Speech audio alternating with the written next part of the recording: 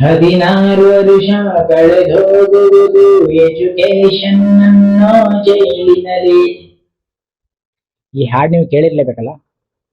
So ಹಾಗಾದ್ರೆ ಬನ್ನಿ, real education ಏನು ಅಂತ ಇವತ್ತಿನ ಈ ವಿಡಿಯೋದಲ್ಲಿ ನಾವು ತಿಳ್ಕೊಳ್ಳೋಣ. ನಮಸ್ಕಾರ ಎಲ್ರಿಗೂ ಸ್ಪಿರಿಚುವಲ್ ಕನ್ನಡಿಗ ಚಾನಲ್ಗೆ ಸ್ವಾಗತ.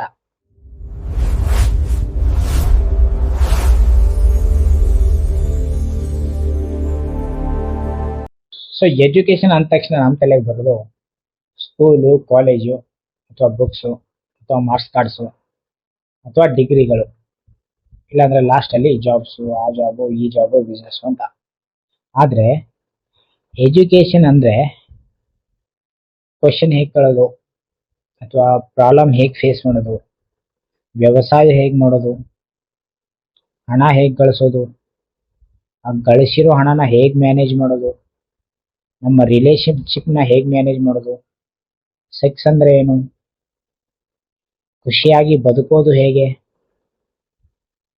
ನಮ್ಮ ದೇಶ ಯಾಕೆ ಹೀಗಿದೆ, ನಮ್ಮ ಸಿಸ್ಟಮ್ ಯಾಕೆ ಹೀಗಿದೆ, ನಮಗೆ ಸ್ಟ್ರೆಸ್ ಯಾಕೆ ಆಗುತ್ತೆ, ನಮ್ಮ ಹೆಲ್ತ್ ಯಾಕೆ ಸರಿ ಇಲ್ಲ, ನಮ್ಮ ಫುಡ್ನಲ್ಲಿ ಕೆಮಿಕಲ್ಸ್ ಯಾಕಿದೆ, ದೇಶದಲ್ಲಿ ರೇಪ್ ಯಾಕಾಗುತ್ತೆ, ಕೊಲೆಗಳು ಯಾಕಾಗ್ತವೆ, ಇನ್ನೊಬ್ರ ಜೊತೆ ನಾವು ವ್ಯವಹರಿಸುವಾಗ ಅವ್ರಿಗೆ ಯಾಕೆ ರೆಸ್ಪೆಕ್ಟ್ ಕೊಡಲ್ಲ, ಅವರು ಯಾವ ಧರ್ಮದವನು ಅಂತ ನಾವು ಯಾಕೆ ಯೋಚನೆ ಮಾಡದೆ ಚೆನ್ನಾಗಿ ಅವ್ರನ್ನ ಟ್ರೀಟ್ ಮಾಡಲ್ಲ, ಇನ್ನೊಬ್ಬರ ಮುಂದಿನ ವ್ಯಕ್ತಿಯನ್ನ ನಾವು ಮನುಷ್ಯತ್ವದ ರೂಪದಿಂದ ಯಾಕೆ ನೋಡಲ್ಲ. ಸೊ ರಿಯಲ್ ಎಜುಕೇಶನ್ ಅಂದ್ರೆ ಈ ಎಲ್ಲ ಹಲವಾರು ಪ್ರಶ್ನೆಗಳನ್ನ ನಾನು ಏನ್ ಕೇಳಿದೆ ಈಗ, ಅವನ್ನೆಲ್ಲ ಅರ್ತಿರ್ಬೇಕು ಅಂದ್ರೆ ಒಬ್ಬ ಪರಿಪೂರ್ಣ ಮನುಷ್ಯತ್ವ ಆಗಿ ನಮ್ಗೆ ಮಾರ್ಪಾಡಾಗಲು ನಮ್ಮನ್ನ ಆ ಕಲಿಕೆ ಹೆಲ್ಪ್ ಮಾಡಬೇಕು. ಅದು ಯಾವ ಶಿಕ್ಷಣ ಅಥವಾ ಯಾವ ಕಲಿಕೆ ಹೆಲ್ಪ್ ಮಾಡುತ್ತೋ ಅದೇ ರಿಯಲ್ ಎಜುಕೇಶನ್.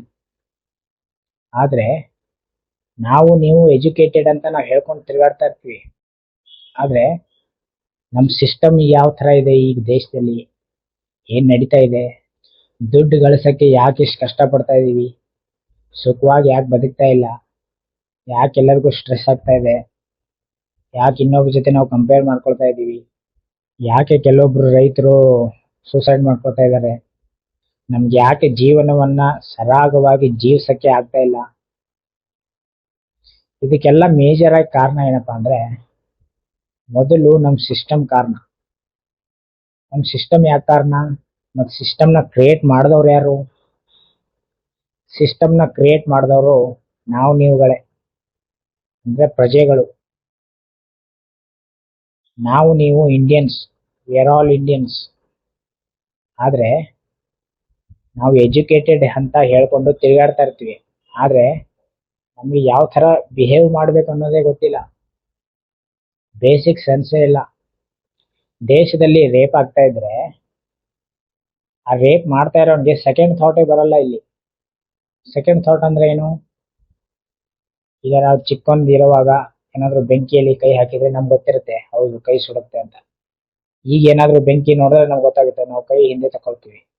ಯಾಕಂದ್ರೆ ನಮ್ಗೆ ಸೆಕೆಂಡ್ ಥಾಟ್ ಬರುತ್ತೆ ಅವಾಗ, ಈ ತರ ಆದ್ರೆ ಈ ತರ ಆಗುತ್ತೆ ಅಂತ ನಮ್ಗೆ ಗೊತ್ತಿರುತ್ತೆ, ಅದೊಂದು ಭಯ ಇರುತ್ತೆ.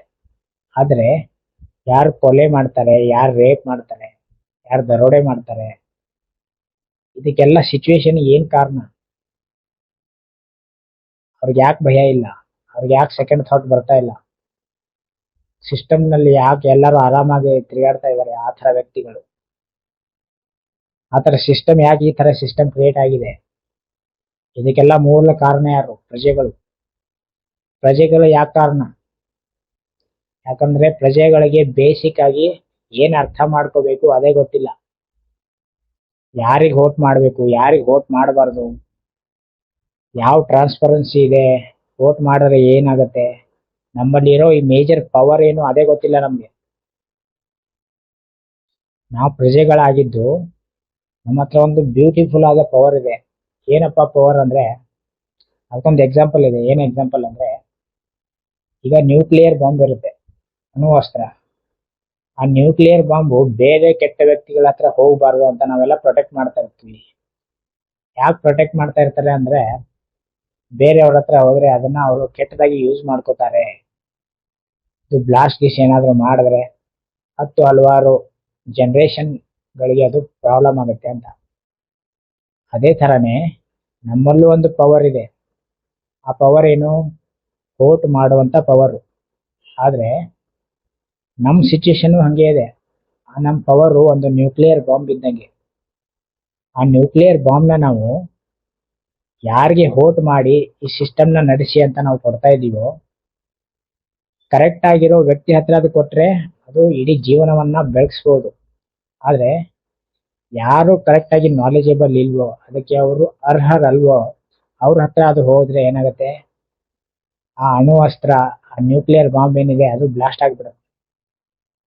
ಆ ಬ್ಲಾಸ್ಟ್ ಆದರೆ ಏನಾಗುತ್ತೆ? ನೀವು ಸಾಯ್ತೀರಾ, ನಿಮ್ಮ ಮುಂದಿನ 10 ಜನರೇಷನ್ ಹುಟ್ಟಲ್ಲ. ಆ ಥರ ಪರಿಸ್ಥಿತಿ ಬಂದ್ಬಿಡುತ್ತೆ. ಸೊ ಅದಕ್ಕೆ ನಾವು ಯಾರು ಅಂತ ಮೊದಲು ನಾವು ಅರ್ಥ ಮಾಡ್ಕೋಬೇಕು. ನಾವು ಈ ದೇಶದ ಪ್ರಜೆಗಳಾಗಿದ್ದು ನಮ್ಮ ಹತ್ರ ಏನು ಪವರ್ ಇದೆ, ಆ ಪವರ್ನ ಹೇಗೆ ಯೂಸ್ ಮಾಡ್ಕೋಬೇಕು, ಮತ್ತೆ ಮೋಸ್ಟ್ ಇಂಪಾರ್ಟೆಂಟ್ ಯಾವಾಗ ಯೂಸ್ ಮಾಡ್ಕೋಬೇಕು ಅನ್ನೋದು ನಮಗೆ ಗೊತ್ತಿರಬೇಕು. ಆ ಪವರ್ ಏನು, ಅದನ್ನ ಹೇಗೆ ಯೂಸ್ ಮಾಡ್ಕೋಬೇಕು, ಯಾವಾಗ ಯೂಸ್ ಮಾಡ್ಕೋಬೇಕು ಗೊತ್ತಿಲ್ಲದೆ ಇದ್ದಾಗ ಏನಾಗುತ್ತೆ? ಈ ನಮ್ಮ ದೇಶದಲ್ಲಿ ಪರಿಸ್ಥಿತಿ ಏನಾಗಿದೆ ಆ ತರ ಪರಿಸ್ಥಿತಿ ಆಗ್ಬಿಡುತ್ತೆ. ಯಾರೋ ರೇಪ್ ಮಾಡಿದ್ರು ಆರಾಮಾಗಿರ್ಬೋದು, ಇಲ್ಲಿ ಕೊಲೆ ಮಾಡಿದ್ರು ಆರಾಮಾಗಿರ್ಬೋದು, ಲಂಚ ತಗೊಂಡ್ರು ಆರಾಮಾಗಿರ್ಬೋದು, ಇನ್ನೊಬ್ಬರನ್ನ ಹ್ಯೂಮಿಲೇಟ್ ಮಾಡಿದ್ರು ಆರಾಮಾಗಿರ್ಬೋದು. ಇಲ್ಲಿ ಆ ತರ ಸಿಸ್ಟಮ್ ಕ್ರಿಯೇಟ್ ಆಗಿದೆ. ಹಣ ಗಳಿಸಕ್ಕೆ ತುಂಬಾ ಕಷ್ಟ ಬೀಳ್ಬೇಕಾಗತ್ತೆ. ಯಾಕೆ ಬೀಳ್ಬೇಕಾಗುತ್ತೆ? ಆ ಸಿಸ್ಟಮ್ ನಿಂದ ಪ್ರಾಬ್ಲಮ್. ಯಾಕೆ ಎಲ್ಲ ಕಡೆ ಸಮಾನತೆ ಇಲ್ಲ? ಯಾಕೆ ಎಲ್ಲರಿಗೂ ಜಾಬ್ ಸಿಗ್ತಾ ಇಲ್ಲ? ಜಾಬ್ ಯಾಕೆ ಕ್ರಿಯೇಟ್ ಆಗ್ತಾ ಇಲ್ಲ? ಜಾಬ್ ಯಾಕೆ ಕ್ರಿಯೇಟ್ ನಾವು ಮಾಡ್ತಾ ಇಲ್ಲ? ಮೊದಲು ನಾವು ಯಾರು ಅಂತ ನಮ್ಗೆ ಅರ್ಥನೇ ಆಗಲ್ಲ. ನಮ್ಮ ಹತ್ರ ಏನ್ ಪವರ್ ಇದೆ ಅದೇ ಗೊತ್ತಿಲ್ಲ ನಮ್ಗೆ. ಅದರಿಂದಾನೇ ಇದೆಲ್ಲ ಪ್ರಾಬ್ಲಮ್ ಆಗಿರೋದು. ನಮ್ಮ ಹತ್ರ ವೋಟಿಂಗ್ ಪವರ್ ಇದ್ರೂ ಅದನ್ನ ಹೇಗೆ ಯೂಸ್ ಮಾಡ್ಕೋಬೇಕು, ಯಾವಾಗ ಯೂಸ್ ಮಾಡ್ಕೋಬೇಕು, ಯೂಸ್ ಮಾಡ್ಕೊಂಡ್ರು ಅದರಿಂದ ಒಳ್ಳೆ ಕೆಲಸಗಾರರನ್ನ ಹೈಯರ್ ಮಾಡ್ಕೊಳ್ಳೋಕೆ ಅದನ್ನ ಯೂಸ್ ಮಾಡ್ಕೋಬೇಕು ಅನ್ನೋದು ನಮ್ಗೆ ಗೊತ್ತಿಲ್ಲ. ನಾವು ಆ ಸಿಸ್ಟಮ್ನ ಯಾರೋ ರಾಜ ತರ ಕ್ರಿಯೇಟ್ ಮಾಡೋ ತರ ಕೊಡ್ತಾ ಇದೀವಿ. ನಮ್ಮ ಹತ್ರ ಇರೋ ಪವರ್ ಅನ್ನ ಬೇರೆ ಯಾರಿಗೋ ಕೊಟ್ಟು ನೀನ್ ರಾಜ ಆಗು ಅಂತ ನಾವು ಕೊಡ್ತಾ ಇದೀವಿ. ಆದ್ರೆ ನಾವೇ ರಾಜ ಇರ್ತೀವಿ. ಆದ್ರೆ ನಾವು ನಮ್ಮ ಪವರ್ ಅನ್ನ ಇನ್ನೊಬ್ರ ಹತ್ರ ಕೊಟ್ಟಾಗ ಏನಾಗುತ್ತೆ? ಅವರು ನಮ್ಮನ್ನ ಸ್ಲೇವ್ ತರ ಟ್ರೀಟ್ ಮಾಡೋಕೆ ಸ್ಟಾರ್ಟ್ ಮಾಡಿಬಿಡ್ತಾರೆ. ಇದರಿಂದ ನಮ್ಮ ಜೀವನದಲ್ಲಿ ನಮ್ಮ ಹಕ್ಕೆ ಮುರಿದೋಗ್ಬಿಡುತ್ತೆ. ಸೊ ಅದಕ್ಕೆ ಏನಂದ್ರೆ, ನಮ್ಮ ಜೀವನದಲ್ಲಿ ನಮ್ಮ ಪವರ್ ನಾವು ಕರೆಕ್ಟ್ ಆಗಿ ಯೂಸ್ ಮಾಡ್ಕೊಂಡ್ರೆ ಯಾವುದೇ ಸಿಸ್ಟಮ್ ಅನ್ನು ನಾವು ಕರೆಕ್ಟ್ ಆಗಿ ಚೇಂಜ್ ಮಾಡಬಹುದು. ಆ ಚೇಂಜ್ ಮಾಡೋ ಪವರು ನಮ್ಮ ಹತ್ರ ಇದೆ. ಆದ್ರೆ ಇಲ್ಲಿ ಪ್ರಾಬ್ಲಮ್ ಏನಂದ್ರೆ, ನಮಗೆ ಇಂಟ್ರೆಸ್ಟ್ ಇಲ್ಲ. ನಾವು ಇನಿಷಿಯೇಟಿವ್ ತಗೊಂಡು ಇನ್ವಾಲ್ವ್ ಆಗಿ ಅದನ್ನ ಕರೆಕ್ಟ್ ಆಗಿ ಗಮನಿಸಕ್ಕೆ ನಾವು ರೆಡಿ ಇಲ್ಲ. ಅದರಿಂದಾನೇ ಇದೆಲ್ಲ ಪ್ರಾಬ್ಲಮ್ ಆಗ್ತಾ ಇದೆ. ನಾವು ಯಾರೋ ಒಬ್ರು ಚೆನ್ನಾಗಿ ಭಾಷಣ ಮಾಡಿದ್ರು ಅಂತ ಅವ್ರಿಗೆ ವೋಟ್ ಹಾಕ್ಬಿಡ್ತೀವಿ. ಅಥವಾ ನಮ್ಮ ಧರ್ಮದವನು, ನಮ್ಮ ಜಾತಿಯವನು, ನಮ್ಮ ರಿಲೇಟಿವ್, ಇವ್ನು ಜಾಸ್ತಿ, ಇವನ ಹತ್ರ ದುಡ್ಡಿದೆ, ಇವನೇನೋ ಆಶ್ವಾಸನೆ ಕೊಡ್ತಾ ಇದ್ದಾನೆ ಅಂತ ನಾವು ಈ ತರ ವೋಟ್ ಹಾಕ್ಬಿಡ್ತೀವಿ. ಅದರಿಂದ ಏನ್ ಪ್ರಾಬ್ಲಮ್ ಆಗುತ್ತೆ, ಯಾವ ತರ ಸಿಸ್ಟಮ್ ಕ್ರಿಯೇಟ್ ಆಗುತ್ತೆ ಅಂತ ನಾವೆಲ್ಲ ನೋಡಿದೀವಿ, ನೋಡ್ತಾನೆ ಬರ್ತಾ ಇದೀವಿ ಎಷ್ಟೋ ವರ್ಷಗಳಿಂದ. ಆದ್ರೆ ಈಗ ಒಬ್ಬ ಕಂಪನಿಯಲ್ಲಿ ಒಬ್ಬ ಜಾಬ್ ಪಡಿಬೇಕು ಅಂದ್ರೆ ಅವ್ನಿಗೆ ಎಷ್ಟೆಲ್ಲಾ ಕ್ವಶನ್ ಕೇಳ್ತಾರೆ. ನಿನ್ನ ಹತ್ರ ಏನ್ ಟ್ಯಾಲೆಂಟ್ ಇದೆ, ನೀನ್ ಏನ್ ಪ್ರೂವ್ ಮಾಡ್ತೀಯಾ, ನಿನ್ನ ಎಕ್ಸ್ಪೀರಿಯನ್ಸ್ ಏನು. ಅವನಿಗೆ ಹಲವಾರು ಇಂಟರ್ವ್ಯೂಗಳಲ್ಲಿ ಕ್ವಶನ್ ಕೇಳಿ ಆಮೇಲೆ ಅವನಿಗೆ ಜಾಬ್ ಕೊಡ್ತಾರೆ. ಆಮೇಲೆ ಅವನ್ನ ಕೆಲಸಗಾರನನ್ನಾಗಿ ಇಟ್ಕೊಳ್ತಾರೆ ಅವರು, ಕಂಪನಿಯವರು. ಆದ್ರೆ ನಾವು ದೇಶವನ್ನ ನಡೆಸೋರನ್ನ ನಾವು ಸೆಲೆಕ್ಟ್ ಮಾಡೋವಾಗ ಯಾರಿಗೋ ವೋಟ್ ಹಾಕ್ಬಿಡ್ತೀವಿ. ಹಂಗೆ ಕ್ವಶನ್ ಕೇಳಲ್ಲ, ನೀನ್ ಹಿಂಗ್ ಮಾಡಿದ್ರೆ ಹೆಂಗಾಗುತ್ತೆ, ಹೆಂಗ್ ಮಾಡ್ತೀಯ ಅದನ್ನು ಕೇಳಲ್ಲ, ಟ್ರಾನ್ಸ್ಪರೆನ್ಸಿ ಹೆಂಗ್ ತರ್ತೀಯ ಅದನ್ನು ಕೇಳಲ್ಲ. ಆಕ್ಚುಲ್ ಆಗಿ ನಮ್ಮ ಹತ್ರ ಏನ್ ಪವರ್ ಇರುತ್ತೆ ಅದನ್ನ ನಾವು ಕರೆಕ್ಟ್ ಆಗಿ ಯುಟಿಲೈಸ್ ಮಾಡ್ಕೊಳ್ಳೋದೇನೆ, ಕರೆಕ್ಟ್ ಆಗಿ ಬ್ಲೈಂಡ್ ಆಗಿ ನಾವು ವೋಟ್ ಹಾಕೋದ್ರಿಂದ ಈ ತರ ಸಿಸ್ಟಮ್ ಕ್ರಿಯೇಟ್ ಆಗುತ್ತೆ. ಆ ಸಿಸ್ಟಮ್ ಕ್ರಿಯೇಟ್ ಆಗೋದಕ್ಕೆ ನೀವೇ ಕಾರಣ ಆಗಿರ್ತೀವಿ. ಸೊ ಅದಕ್ಕೆ ನೀವು ನೆಕ್ಸ್ಟ್ ಟೈಮ್ ವೋಟ್ ಹಾಕುವಾಗ ಯಾರು ಟ್ರಾನ್ಸ್ಪರೆನ್ಸಿ ಕೊಡ್ತಾ ಇದ್ದಾರೆ, ಕೆಲಸ ಯಾರು ಮಾಡ್ತಾ ಇದ್ದಾರೆ, ಯಾರು ಕೆಲಸ ಮಾಡಕ್ಕೆ ಕೆಲಸಗಾರರನ್ನ ಆಯ್ಕೆ ಮಾಡಿ. ನೀವು ಯಾರೋ ಮಂತ್ರಿಗಳನ್ನ, ರಾಜಕಾರಣಿಗಳನ್ನ, ರಾಜ ಆ ತರ ಮೆರೆಯೋರನ್ನ ನೀವು ವೋಟ್ ಹಾಕ್ಬೇಡಿ. ಯಾರೋ ಆಶ್ವಾಸನೆ ಕೊಡ್ತಾರೆ ಅಂತ ವೋಟ್ ಹಾಕ್ಬೇಡಿ. ಯಾರೋ ನಮ್ಮ ಧರ್ಮದವನು, ನಮ್ಮ ಜಾತಿಯವನು ಅಂತ ವೋಟ್ ಹಾಕ್ಬೇಡಿ. ಯಾರೋ ನಮ್ಗೆ ಒಂದಿನ ಆಗೋ ಅಷ್ಟು ದುಡ್ಡು ಕೊಡ್ತಾ ಇದಾರೆ ಅಂತ ವೋಟ್ ಹಾಕ್ಬೇಡಿ. ಅದರಿಂದ ಏನಾಗುತ್ತೆ, ಮುಂದೆ ಬರೋ 10-15 ವರ್ಷ ನೀವು ಕಷ್ಟಪಟ್ಟು ಸ್ಟ್ರೆಸ್ಫುಲ್ ಆಗಿ ಹಣ ಗಳಿಸಕ್ಕೆ ಏನೇ ಮಾಡೋ ಪರಿಸ್ಥಿತಿ ಬಂದ್ಬಿಡುತ್ತೆ ಆಮೇಲೆ. ಅದಕ್ಕೇನೆ ನಮ್ಮ ಹತ್ರ ಏನ್ ಪವರ್ ಇದೆ ಅದನ್ನ ಹೇಗೆ ಯೂಸ್ ಮಾಡ್ಕೋಬೇಕು ಮತ್ತೆ ಯಾವಾಗ ಯೂಸ್ ಮಾಡ್ಕೋಬೇಕು ಅನ್ನೋದು ನಮ್ಗೆ ಕರೆಕ್ಟ್ ಆಗಿ ಗೊತ್ತಿರ್ಬೇಕು. ಆ ಪವರ್ನ ಯೂಸ್ ಮಾಡ್ಕೊಂಡು ನಾವು ರಾಜ ಆಗೇ ಇರಬೇಕು. ನಾವು ಕೆಲಸಗಾರರನ್ನ ಹೈಯರ್ ಮಾಡ್ಕೊಂಡು ನಮ್ಮ ಥ್ರೂ ಕೆಲಸ ನಡಿಬೇಕು. ನಾವು ಏನ್ ಹೇಳ್ತೀವೋ ಅದ ಅವನು ಕೆಲಸ ಮಾಡಬೇಕು. ಟ್ರಾನ್ಸ್ಪರೆನ್ಸಿಯಿಂದ ಕೆಲಸ ಮಾಡಬೇಕು. ಇಲ್ಲ ಅಂದ್ರೆ ನಾವು ಅವನ್ನ ತೆಗೆದುಹಾಕಿ ಬೇರೆ ಒಳ್ಳೆ ಕೆಲಸಗಾರರನ್ನ ಆಯ್ಕೆ ಮಾಡುವಂತ ಕೆಪಾಬಿಲಿಟಿನೂ ನಮ್ಮಲ್ಲಿ ಇರಬೇಕು. ಆ ತರ ಕೆಪಾಬಿಲಿಟಿ ಬರಬೇಕು ಅಂದ್ರೆ ನಾವು ಇನಿಷಿಯೇಟಿವ್ ತಗೋಬೇಕು. ಇನಿಷಿಯೇಟಿವ್ ತಗೊಂಡಾಗ ಮಾತ್ರ ನಾವು ಈ ತರ ಎಲ್ಲ ಚೇಂಜ್ ಆಗೋದಕ್ಕೆ ಸಾಧ್ಯ. ಆದ್ರೆ ನಮ್ಮಲ್ಲಿ ಪ್ರಾಬ್ಲಮ್ ಏನು ಅಂದ್ರೆ ಮುಂಚೆಯಿಂದಾನೇ ಹಾಳಾಗಿ ಅಥವಾ ಭಿಕ್ಷುಕರಾಗಿ ಬದುಕಿರ್ತೀವಿ. ಈಗ ಸಡನ್ ಆಗಿ ಬಂದು ಯಾರೋ ಒಬ್ಬ ನೀನೇ ರಾಜ ಗುರು, ನೀನ್ ಹೇಳ್ದಾಗೆ ಇಲ್ಲೆಲ್ಲ ನಡಿಬೇಕು ಅಂದ್ರೆ ಬೇಡ ಗುರು, ನಾವು ರಾಜ ಆಗಲ್ಲ, ಈ ಸಿಸ್ಟಮ್ ನಮ್ಗೆಲ್ಲ ಅರ್ಥ ಆಗಲ್ಲ, ನೀವೇ ಸಿಸ್ಟಮ್ನ ನಡೆಸಿ, ನಾವು ಆಳ್ತಾರನೇ ಇರ್ತೀವಿ ಅಂತ ಅಂತೀವಿ ನಾವು. ಆದ್ರೆ ನಾವು ಇನಿಷಿಯೇಟಿವ್ ತಗೊಳಲ್ಲ, ಯಾಕಂದ್ರೆ ನಮ್ಗೆ ಇಂಟ್ರೆಸ್ಟ್ ಇರಲ್ಲ ಅದ್ರಲ್ಲಿ. ಯಾಕಂದ್ರೆ ನಾವು ಮುಂಚೆಯಿಂದನೂ ಭಿಕ್ಷುಕರಾಗಿ ಬಂದಿರ್ತೀವಲ್ವಾ. ನಾವು ಒಮ್ಮೆ ಬೈಕೊಂಡು ತಿರುಗಾಡಿ ಈ ದೇಶನ ಹಿಂಗೆ ಚೇಂಜ್ ಆಗಲ್ಲ ಹಂಗೆ ಹಿಂಗೆ ಅಂತ ನಾವು ಬೈಕೊಂಡು ಓಡಾಡಿರ್ತೀವಲ್ವಾ, ನಮ್ಗೆ ಅದೇ ರೂಢಿ ಆಗಿರುತ್ತೆ. ಆದ್ರೆ ಅದನ್ನ ಇನಿಷಿಯೇಟಿವ್ ತಗೊಂಡು ಚೇಂಜ್ ಮಾಡ್ಬೇಕು ಅನ್ನೋ ಮನೋಭಾವ ನಮ್ಮಲ್ಲಿ ಇರಲ್ಲ. ಆ ತರ ಮನೋಭಾವ ಇರುವಂತ ವ್ಯಕ್ತಿಗಳು ಯಾರೋ ಏನಾದ್ರು ಹೊಸದನ್ನ ಹೇಳಿದ್ರು ಕೂಡ ಇಲ್ಲ ಸರ್ ಈ ಸಿಸ್ಟಮ್ ನಮ್ಗೆ ಅರ್ಥ ಆಗಲ್ಲ. ಅದೇ ಏನಾದ್ರು ನಾಳೆ ಹೊಸದು ಇನ್ಸ್ಟಾಗ್ರಾಮ್ ರೀಲ್ ನಲ್ಲಿ ಏನೋ ಒಂದು ಹೊಸ ಫೀಚರ್ ಬಿಡ್ತಾ ಇದಾರೆ ಅಂದ್ರೆ ಆ ಸಿಸ್ಟಮ್ ನಲ್ಲಿ ಹೇಗಾದ್ರೂ ಕಲಿತು ಅದನ್ನ ಹೇಗ್ ಮಾಡೋದು ಯೂಟ್ಯೂಬ್ ನಲ್ಲೆಲ್ಲ ಸರ್ಚ್ ಮಾಡಿ ನೋಡಿ ಫ್ರೆಂಡ್ಸ್ ಫ್ಯಾಮಿಲಿ ಜೊತೆ ಶೇರ್ ಮಾಡಕ್ಕೆ ಅದರಲ್ಲಿ ನಾವು ಕರೆಕ್ಟ್ ಆಗಿ ಬರುತ್ತೆ. ಯಾಕಂದ್ರೆ ಅಲ್ಲಿ ಇಂಟ್ರೆಸ್ಟ್ ಇರುತ್ತೆ, ಇಲ್ಲಿ ನಮಗೆ ಇಂಟ್ರೆಸ್ಟ್ ಇರಲ್ಲ. ಆದ್ರೆ ಪ್ರಾಬ್ಲಮ್ ಏನಂದ್ರೆ ಇಲ್ಲಿ ಇಂಟ್ರೆಸ್ಟ್ ತಗೊಂಡ್ರೇನೆ ಅಲ್ಲಿ ಇಂಟ್ರೆಸ್ಟ್ ಕೊಡಕ್ ಆಗೋದು ನೆಕ್ಸ್ಟ್. ಇಲ್ಲ ಅಂದ್ರೆ ಇಲ್ಲಿ ನಿಮ್ಗೆ ಇಂಟ್ರೆಸ್ಟ್ ಇಲ್ಲ ಅಂದ್ರೆ ನೆಕ್ಸ್ಟ್ ನಿಮ್ ಬುಡಕೇನೆ ಬರುತ್ತೆ. ಆಮೇಲೆ ನೀವು ಇನ್ಸ್ಟಾಗ್ರಾಮ್ ರೀಲ್ ನೋಡಕ್ಕೂ ನೀವು ಇನ್ನೊಬ್ಬರನ್ನ ಪರ್ಮಿಷನ್ ತಗೋಬೇಕು. ಆ ತರ ಟೈಮ್ ಬರಬಾರ್ದು ಅಂದ್ರೆ ಮೊದಲು ನಾವು ಇನಿಷಿಯೇಟಿವ್ ತಗೊಂಡು ನಮ್ಮ ಪವರ್ ಏನು ಅಂತ ಅರ್ಥ ಮಾಡ್ಕೊಂಡು ಯಾರು ಕರೆಕ್ಟ್ ಆಗಿ ಕೆಲಸ ಮಾಡಕ್ ರೆಡಿ ಇದಾರೋ ಆ ತರ ಕೆಲಸಗಾರರನ್ನ ಹೈಯರ್ ಮಾಡ್ಕೊಂಡು ನಮ್ಮ ಥ್ರೂ ಕೆಲಸ ನಡಿಬೇಕು. ಈಗ ನೀವು ನಿಮ್ಮ ಥ್ರೂ ಕೆಲಸ ನಡಿಬೇಕು ಅಂತ ನೀವು ಕಂಪ್ನಿ ಬಾಸ್ ಆಗಿದ್ರೆ ನಿಮ್ ಥ್ರೂ ಕೆಲಸ ನಡೀತಾ ಇಲ್ಲ ಎಲ್ಲೂ. ನೀವು ಯಾವ ತರ ಹೇಳ್ತೀರಾ ಆ ತರ ಕೆಲಸ ಮಾಡ್ತಾರೆ ಅಲ್ಲಿ ಕೆಲಸಗಾರರು. ಇದು ನಮ್ಮ ದೇಶ, ನಾವು ಟ್ಯಾಕ್ಸ್ ನಿಂದ ನಡೆಸ್ತಾ ಇರುವಂತ ದೇಶ ಇದು. ಸೊ ನಾವು ಹೇಗ್ ಬೇಕೋ ಹಾಗೆ ಇದನ್ನ ಕ್ರಿಯೇಟ್ ಮಾಡ್ಕೋಬೇಕು ನಾವೇ. ಬೇರೆ ಯಾರೋ ಬಂದು ಇಲ್ಲಿ ಕ್ರಿಯೇಟ್ ಮಾಡೋದಲ್ಲ. ನಮ್ಗೆ ಯಾವ ತರ ಸಿಸ್ಟಮ್ ಬೇಕು, ನಮ್ಗೆ ಯಾವ ತರ ಸೇಫ್ಟಿ ಇರಬೇಕು, ನಮ್ಮ ಹಳ್ಳಿ ಯಾವ ತರ ಇರಬೇಕು, ನಮ್ಮ ವಾರ್ಡ್ ಯಾವ ತರ ಇರಬೇಕು, ನಮ್ಮ ಸಿಟಿ ಯಾವ ತರ ಇರಬೇಕು, ಅಲ್ಲಿ ಸಿಟಿಯಲ್ಲಿ ಯಾವ ಸಿಸ್ಟಮ್ ಇರಬೇಕು, ಯಾವ ರೂಲ್ಸ್ ಇರಬೇಕು, ಈ ತರ ಮಾಡಿದ್ರೆ ಏನ್ ಪನಿಷ್ಮೆಂಟ್ ಇರಬೇಕು, ಅದೆಲ್ಲ ನಾವು ಕ್ರಿಯೇಟ್ ಮಾಡಬೇಕು.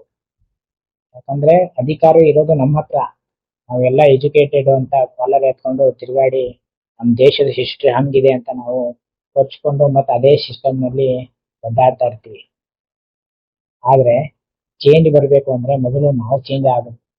ನಾವು ಚೇಂಜ್ ಆಗ್ಬೇಕು ಅಂದ್ರೆ ಮೊದಲು ಇನಿಷಿಯೇಟಿವ್ ತಗೋಬೇಕು. ಇನಿಷಿಯೇಟಿವ್ ತಗೋಬೇಕು ಅಂದ್ರೆ ಏನು ಹೊಸದಾಗಿ ಟ್ರೆಂಡಿಂಗ್ ನಲ್ಲಿ ಬರ್ತಾ ಇದೆ ಅವುಗಳನ್ನ ನೋಡಿ ಅನಲೈಸ್ ಮಾಡಿ ಯಾವ ತರ ಇರುತ್ತೆ ಅದನ್ನ ಕರೆಕ್ಟ್ ಆಗಿ ಸ್ವಲ್ಪ ಇನ್ವಾಲ್ವ್ಮೆಂಟ್ ತಗೊಂಡ್ರೆ ಸಾಕು. ನಮ್ಮ ಪವರ್ ಯೂಸ್ ಮಾಡ್ಕೊಳ್ಳೋದ್ರಿಂದ ನಮ್ಮಲ್ಲಿ ಯಾವ ತರ ಚೇಂಜಸ್ ಆಗುತ್ತೆ ಅನ್ನೋದು ನಮ್ಗೆ ಕ್ಲಾರಿಟಿ ಬರುತ್ತೆ. ಅವಾಗ ಕ್ಲಾರಿಟಿ ಬಂದಾಗ ಮಾತ್ರ ನಾವು ಸಿಸ್ಟಮ್ನ ಚೇಂಜ್ ಮಾಡ್ಬೋದು. ಸಿಸ್ಟಮ್ನ ಚೇಂಜ್ ಮಾಡಿದ್ರೆ ಮಾತ್ರ ನಮ್ಮ ಎಜುಕೇಶನ್ ಸಿಸ್ಟಮ್ ಚೇಂಜ್ ಆಗುತ್ತೆ.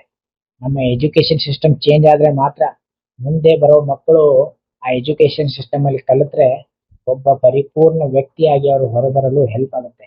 ಇಲ್ಲ ಅಂದ್ರೆ ನಿಮ್ ತರ ಏನಾಗುತ್ತೆ, ನಮ್ಗೆ ಕ್ವಶನ್ ಕೇಳಕ್ಕೂ ಬರಲ್ಲ, ಈ ಕಡೆ ಪ್ರಾಬ್ಲಮ್ ಹೇಗ್ ಫೇಸ್ ಮಾಡ್ಬೇಕು ಅದು ಗೊತ್ತಿಲ್ಲ, ಹಣ ಹೇಗ್ ಗಳಿಸ್ಬೇಕು ಅದಂತೂ ಫಸ್ಟ್ ಆಫ್ ಆಲ್ ಗೊತ್ತೇ ಇಲ್ಲ, ಹೊಸದನ್ನ ಏನೇನು ಹೇಗೆ ಅಳವಡಿಸ್ಕೋಬೇಕು ಅದು ಗೊತ್ತಿಲ್ಲ, ಓಪನ್ ಮೈಂಡೆಡ್ ಆಗಿ ಹೇಗೆ ಅನಲೈಸ್ ಮಾಡಬೇಕು ಅದು ಕೂಡ ಗೊತ್ತಿಲ್ಲ, ನಮ್ಮ ಜೀವನದಲ್ಲಿ ಖುಷಿಯಾಗಿ ಹೇಗ್ ಬದುಕಬೇಕು ಅದು ಗೊತ್ತಿಲ್ಲ. ಈ ತರ ಹಲವಾರು ವಿಷಯಗಳು ನಮ್ಗೆ ಗೊತ್ತಿಲ್ಲ. ಆದ್ರೂ ಕೂಡ ನಾವು ಡಿಗ್ರಿ ತಗೊಂಡು ಕೆಲಸ ಮಾಡ್ತಾ ಇರ್ತೀವಿ.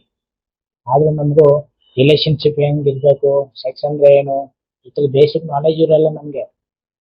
ಯಾಕಂದ್ರೆ ಎಜುಕೇಶನ್ ಅಲ್ಲಿ ಏನೇನು ಕಲಿಸ್ಬೇಕು ಅದನ್ನೇನು ಕಲ್ತೇ ಇಲ್ಲ ನಾವು. ಆದ್ರೂ ಕೂಡ ನಾವೆಲ್ಲರೂ ಡಿಗ್ರಿ ಹೋಲ್ಡರ್ಸ್, ನಾವೆಲ್ಲರೂ ಎಜುಕೇಟೆಡ್. ಆದ್ರೆ ನಮ್ಮಲ್ಲಿ ಏನ್ ಪವರ್ ಇದೆ ಅದನ್ನ ಕರೆಕ್ಟ್ ಆಗಿ ಯೂಸ್ ಮಾಡ್ಕೊಳಕ್ಕೆ ನಮ್ಗೆ ಬರ್ತಾ ಇಲ್ಲ. ಆ ತರದ ಸದ್ಯದ ಪರಿಸ್ಥಿತಿಯಲ್ಲಿ ನಾವು ಇದೀವಿ ಈಗ. ಸೊ ಅದಕ್ಕೇನೆ ನಮ್ಮ ಹತ್ರ ಏನ್ ಪವರ್ ಇದೆ, ನಾವ್ ಯಾರು ಅಂತ ಕರೆಕ್ಟ್ ಆಗಿ ನಾವು ಗುರುತಿಸ್ಕೊಂಡು ಯಾರಿಗೆ ವೋಟ್ ಮಾಡ್ಬೇಕು, ಯಾರಿಗೆ ವೋಟ್ ಮಾಡಬಾರ್ದು, ಏನ್ ಮಾಡಿದ್ರೆ ಏನಾಗುತ್ತೆ, ಏನ್ ಮಾಡೋದ್ರಿಂದ ಏನ್ ಆಗಲ್ಲ ಅಂತ ನಮ್ಗೆ ಒಂದು ಕ್ಲಾರಿಟಿ ಇರಬೇಕು. ಕ್ಲಾರಿಟಿ ಇದ್ದಾಗ ಮಾತ್ರ ಚೇಂಜ್ ಬರೋದಕ್ಕೆ ಸಾಧ್ಯ. ಇಲ್ಲ ಅಂದ್ರೆ ನಮ್ಮ ದೇಶ ಹಿಂಗೆ ಇರುತ್ತೆ, ನಮ್ಮ ದೇಶ ಯಾವಾಗಲೂ ಚೇಂಜ್ ಆಗಕ್ಕೆ ಸಾಧ್ಯನೇ ಇಲ್ಲ ಅಂತ. ಹಳೆ ಸಿಸ್ಟಮ್ ಹೆಂಗ್ ನಡೀತಾ ಇದೀವಿ ಹಂಗೆ ನಡೀತಾನೆ ಇರುತ್ತೆ. ಅದು ಲಾಸ್ಟ್ ಬರೋದು ನಮ್ ಬುಡಕ್ಕೇನೆ. ಸೊ ಅದಕ್ಕೇನೆ ನಾವೆಲ್ಲರೂ ಒಳ್ಳೆ ಇನಿಷಿಯೇಟಿವ್ ತಗೊಂಡು ಸ್ವಲ್ಪ ಇನ್ವಾಲ್ವ್ಮೆಂಟ್ ಕೊಟ್ಟರೆ ಮಾತ್ರ ನಮ್ಮನ್ನ ನಾವು ಮೊದಲು ಚೇಂಜ್ ಮಾಡಿಕೊಂಡು ಆಮೇಲೆ ಸಿಸ್ಟಮ್ ಅನ್ನ ಚೇಂಜ್ ಮಾಡಿದ್ರೆ ಎಲ್ಲರೂ ಖುಷಿಯಾಗಿ ಬದುಕಲಿಕ್ಕೆ ಅಥವಾ ಪರಿಪೂರ್ಣ ವ್ಯಕ್ತಿಯಾಗಿ ಹೊರಹೊಮ್ಮಲಿಕ್ಕೆ ಎಲ್ಲರಿಗೂ ಹೆಲ್ಪ್ ಆಗುತ್ತೆ. ಸೊ ನಿಜವಾದ ಎಜುಕೇಶನ್ ಅಂದ್ರೆ ಒಬ್ಬ ಮನುಷ್ಯನ ಜೀವನದಲ್ಲಿ ಎಲ್ಲಾ ಆಯಾಮಗಳಲ್ಲಿ ಅವನಿಗೆ ಏನು ಕಲ್ತಿರ್ತಾನೋ ಅದನ್ನ ಯೂಸ್ ಮಾಡಿಕೊಂಡು ತನ್ನ ದಿನನಿತ್ಯದ ಜೀವನದಲ್ಲಿ ಅವನು ಒಳ್ಳೆ ವ್ಯಕ್ತಿಯಾಗಿ ಹೊರಹೊಮ್ಮಲಿಕ್ಕೆ ಅಥವಾ ಒಳ್ಳೆ ಮನುಷ್ಯನಾಗಿ ಬದುಕಲಿಕ್ಕೆ, ಖುಷಿಯಾಗಿ ಬದುಕಲಿಕ್ಕೆ ಅವನಿಗೆ ಅದು ಹೆಲ್ಪ್ ಮಾಡಬೇಕು. ಆ ಕಲಿಕೆಗಳು ಅವನಿಗೆ ಹೆಲ್ಪ್ ಮಾಡಬೇಕು. ಆ ಕಲಿಕೆಗಳೇ ನಿಜವಾದ ಎಜುಕೇಶನ್.